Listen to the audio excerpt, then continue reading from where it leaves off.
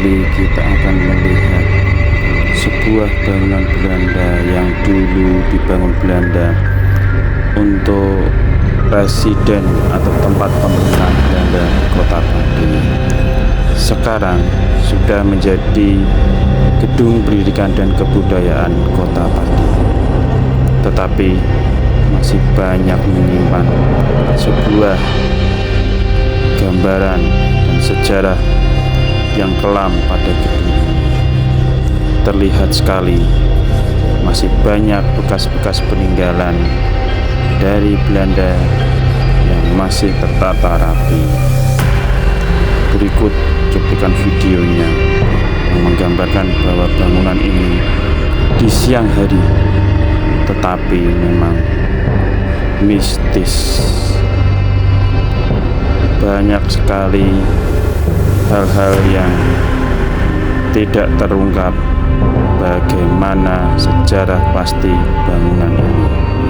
Tetapi kita melihat bangunan ini sungguh sangat membuat merinding kalau di malam hari.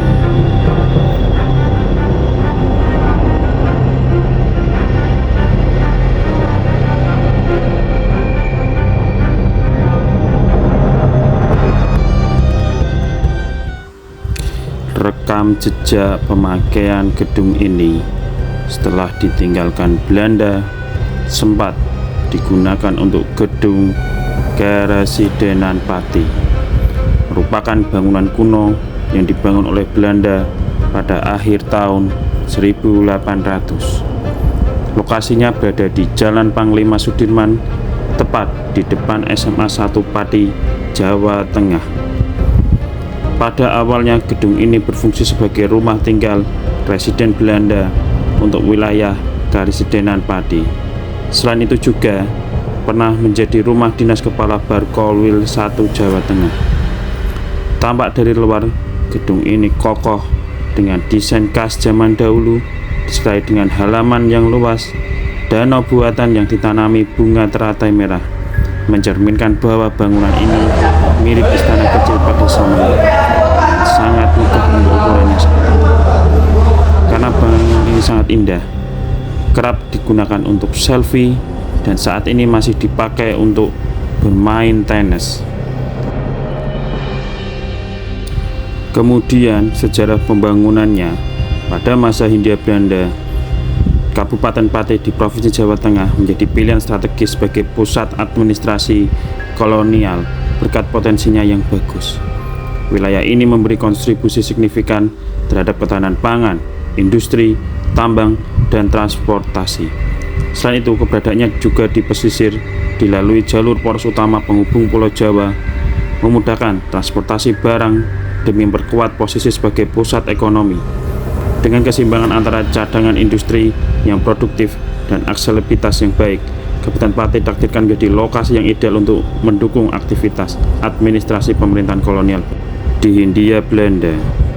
Berdasarkan penuturan sejarawan asal Pati, Ragil Haryo Yudiartanto, di era awal 1900-an, ketika kerajaan Belanda menerapkan sistem politik pintu terbuka di kawasan kolonialnya, banyak sektor di bumi Minatan yang dimanfaatkan untuk mengeksploitasi sumber daya alam, mulai dari pertanian, industri, bahkan tambang. Pada awal 1900-an, saat pemerintah Belanda menerapkan sistem politik pintu terbuka, hal ini membuat pemerintah Belanda mengambil pendapatan dari kekayaan dalam negeri, salah satunya di Pati. Untuk mengapa Belanda membangun pabrik gula, industri kayu jati, tambang gas, dan pabrik olahan tapioka. Akhirnya Pati menjadi wilayah ibu kota Keresidenan. Perlu diketahui, politik pintu terbuka menjadi sebuah kebijakan yang merujuk pada pendekatan izin bagi investor swasta asing untuk secara bebas menanamkan modalnya di wilayah Hindia Belanda. Kebijakan pembangunan ini memungkinkan modal dan barang produksi dari negara lain masuk dengan syarat yang setara dengan modal dan barang produksi yang dikelola oleh pemerintah kolonial Hindia Belanda di wilayah tersebut. Letak Pati yang strategis dijadikan oleh pemerintah Hindia Belanda menjadi pusat administrasi di wilayah Pantura. Dengan demikian, segala kemudahan akses segala sektor membuat pemerintah Hindia Belanda mudah mengatur segala bentuk transaksi niaga maupun pengelolaan aset di Pati. Maka, lihat banyak sekali gedung-gedung bergaya Eropa di Pati. Kondisi demikian disebutkan bahwa berbagai pabrik didirikan oleh pemerintahan kolonial dengan berkoordinasi dengan asisten residen waktu itu, mulai dari pabrik olahan gula, industri kayu jati, pertambangan gas alam, pabrik olahan tapioka, dan beberapa kantor-kantor administrasi mulai dari kantor pos, kantor sekretariatan pemerintah, satuan pendidikan, dan pangkalan militer. Sebelum Pati menjadi kawasan pusat keresidenan, pusat pemerintahannya berada di Jepara. Karena Belanda kesulitan mengurus administrasi dan operasional, maka dipindahlah pusat pemerintahannya di Pati. Menurut keterangannya, Kabupaten Pati menjadi region yang menyatu ketika mulai ada pembangunan Jalan Anyar Panaruan.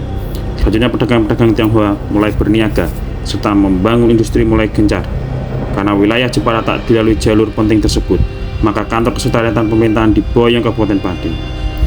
Mengacu peta Belanda, kantor administrasi asisten residen berada di Kaborongan. Itu mengapa istilah Kaborongan yang berasal dari borongan alias kepindahan suatu secara besar-besaran. Saat itu memang ada dua kepemimpinan antara pemerintahan lokal dan pemerintahan kolonial, walaupun sebenarnya pemerintahan lokal tunduk pada Belanda. Di samping itu, Pati menjadi salah satu sentral pembangunan di Pulau Jawa. Sejak di bawah pemerintahan Raden Adipati Aryo Condro Adinegoro, Raden Tumenggung Prawiro Werdoyo, hingga Raden Adipati Aryo Suwondo, Kabupaten Pati menjadi kota modern. Terdapat arsitektur gaya barat seperti alun-alun kota, jalan raya, jalur kereta api, gedung pertunjukan, serta rumah sakit. Ditunjuknya Pati menjadi ibu kota keresidenan menjadi fokus pusat pembangunan di Jawa. Apalagi saat itu Pati dilintasi proyek jalan yang selesai digarap Gubernur Jenderal Herman Willem Daendels pada tahun 1807 sampai 1810 silam. Kemudian, salah satu cerita yang beredar, adanya penampakan di area bekas kandang kuda di bagian belakang gedung ini. Kata orang-orang sering ada penampakan ya di sekitar bekas kandang kuda itu. Ada lagi cerita horor lainnya, selain bekas kandang kuda itu. Konon kolam besar yang di depan gedung utama ini merupakan tempat pembuangan mayat. Di tempat itu terkubur puluhan hingga ratusan mayat tawanan tentara Belanda. Terkadang di sekitar area kolam itu sering tercium bau anyir darah dan terdengar suara rintihan kesakitan. Selain itu, pohon-pohon besar yang ada di kompleks gedung ini juga banyak penunggunya.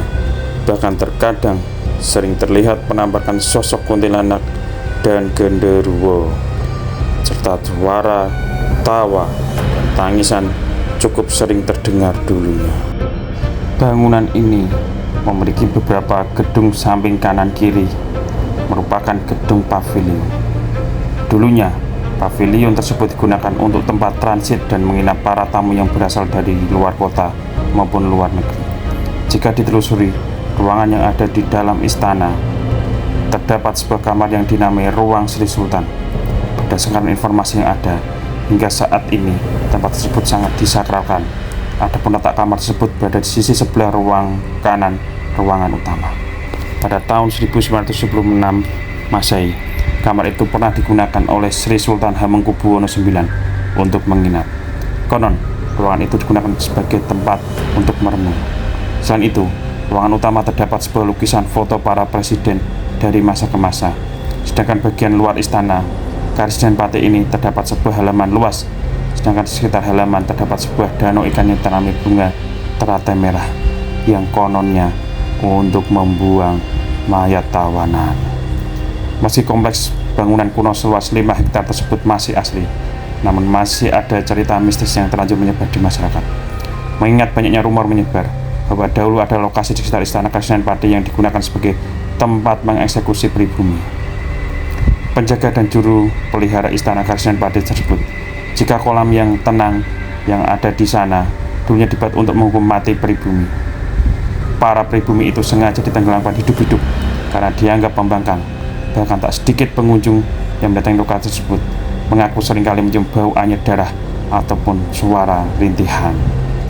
Kemudian saat ini, gedung bekas peninggalan Belanda ini digunakan sebagai gedung dinas pendidikan dan kebudayaan, dan tempat untuk main tenis masih sering dipakai untuk perlombaan ataupun untuk latihan masyarakat Kota Pati.